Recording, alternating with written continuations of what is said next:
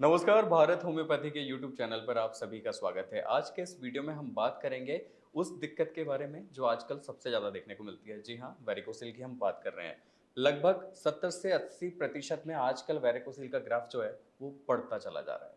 इसकी क्या वजह है ये तो आपको हम बताएंगे ही, लेकिन अगर आपको वेरिकोसिल की दिक्कत हो गई है और आपको वेरिकोसिल का कौन सा ग्रेड है, आपके वेरिकोसिल की कौन सी स्थिति है, इस बात का आपको अंदाज़ा ही नहीं है, इल्म ही नहीं है, तो इस चीज़ों का आपको कैसे पता चलेगा? इस वीडियो के माध्यम से आज हम आपको सारी चीज़ों को बताएँगे। तो आपको क्या करना पड़ेगा? आपको वीडियो का एंड तक ज़रूर देखना पड़ेगा। तो चलिए अब शुरुआत करते हैं वीडियो की। तो सबसे पहले बात कर लेते हैं वेरिकोसील क्या है? वेरिकोसील एक ऐसी दिक्कत है जो मेल टेस्टिस में प्रॉब्लम खड़ी कर देती है, यानी कि आपके शरीर में ब्लड का एक सर्कुलेशन चल रहा है, ऑलराइट? जब ब्लड का सर्कुलेशन चल रहा है तो उसमें कहीं न कहीं डिस्टर्बेंस आना शुरू हो जाता है, जिसकी वजह से टेस्टिकल्स में नीचे ब्लड इकट्ठा होना शुरू हो जाता है, जिसकी वजह से टेस्टिकल्स प्रभावित होते हैं, व्यक्ति को अनकंफर्टनेस फील होती है, नसों में इन्फ्लेमेशन आने लग जाती है और व्यक्ति को चलने फिरने में समस्या होती है। तो ये होती है वेरिकोसील की दिक्कत।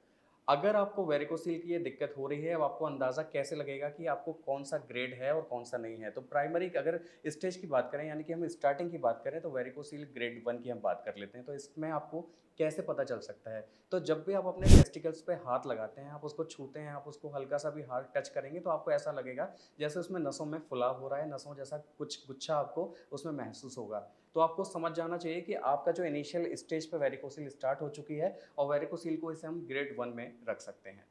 अब बात कर लेते हैं वेरिकोसील ग्रेड 2 को आप कैसे डिफाइन कर सकते हैं। तो वेरिकोसील ग्रेड 2 को आप डिफाइन कर सकते हैं आपके कॉन्स्टिपेशन की प्रॉब्लम से, यानी कि आपके पेट की गड़बड़ी का होना, आपका कॉन्स्टिपेशन का होना। जब भी आप स्टूल पास करने के लिए जाएंगे, जब भी आप मोशंस के लिए जाएंगे तो आपके मोशंस क्लियर नहीं होते।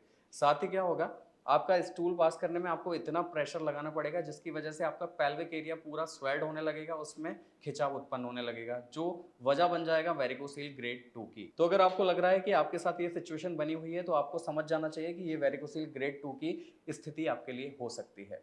अब वेरिकोसील ग्रेड 3 की बात करें तो उसको आप कैसे समझ सकते हैं? अगर आपको लग रहा है कि आपको मेल इनफर्टिलिटी की समस्या ज़्यादा होती जा रही है, मसलन आपका जो स्पर्म काउंट है वो लो होता जा रहा है, आपको सेक्सुअल जो आपका डिज़ायर है वो कम होते जा रहे हैं, आपके लिबिडो में कमी आ रही है, तो ये सारी चीज़ें भी कहीं न कहीं आपके इफ़ेक्ट करती हैं वेरिकोसील को। यानी कि ये भी आप बोल सकते हैं कि आपका जैसे हार्ट रेट जो होता है वो एकदम स्ट्राइक कर जाता है, एकदम ऊपर की तरफ चला जाता है, यानी कि बहुत तेज़ हो जाता है। और या फिर उसके बाद क्या होता है कि कभी-कभी आपका हार्ट रेट बिल्कुल एकदम स्पीड कम कर देता है, ऐसा आपको महसूस होता है कि जैसे वो बिल्कुल रुकने लगी है। तो ये सारी कंडीशन भी बताती हैं कि आप वेरिकोसील के ग्रेड 3 में चल रहे हैं। अब बात कर लेते हैं वेरिकोसील ग्रेड 4 की, यानी कि ये वो कंडीशन है जो माइल्ड से लेकर आपको सीवियर तक हो जाती है, यानी कि उस कंडीशन में व्यक्ति काफ़ी ज़्यादा परेशान हो जाता है, काफ़ी ज़्यादा तिलमिलाता भी है। क्योंकि होता क्या है कि जब आपको वेरिकोसील का पेन होता है तो वो धीरे-धीरे करके इतना सीवियर हो जाता है कि व्यक्ति फिर इतना ज़्यादा परेशान होता है कि उसे कुछ समझ ही नहीं आता कि मेरे साथ ये हुआ क्या? एक्चुअल में